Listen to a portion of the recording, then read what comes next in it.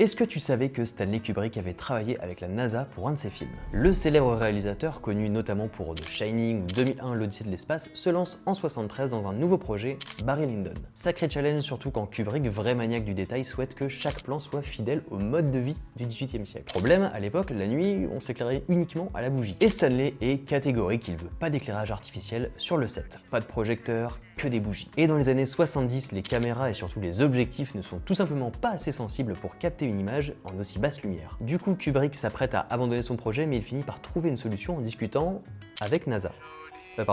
La NASA. Et qui dit la NASA dit Zebrolos. Et ouais, effectivement, dans les années 70, la NASA a développé des objectifs pour capter des images en basse lumière. Et ces objectifs, ce sont les Carl Zeiss Planar qui ouvraient jusqu'à 0.7. Et c'est très peu, surtout qu'à l'époque, le maximum c'était 1.4. Alors forcément, ces objectifs n'étaient pas faits pour aller sur une caméra cinéma standard, et donc il a fallu bricoler et ruser pour avoir l'image la plus qualitative possible. Et quand il faut filmer une scène sombre, on doit ouvrir beaucoup pour capter de la lumière, sauf qu'on perd en profondeur de champ, donc en netteté. C'est ce qui fait que quand on regarde Barry Lyndon, on a ce côté un peu imparfait à l'image, du flou et des aberrations chromatiques. Merci au boss de l'astronomie Clément et qui est Zebrolos, et si vous voulez d'autres histoires et secrets de tournage, tu peux t'abonner.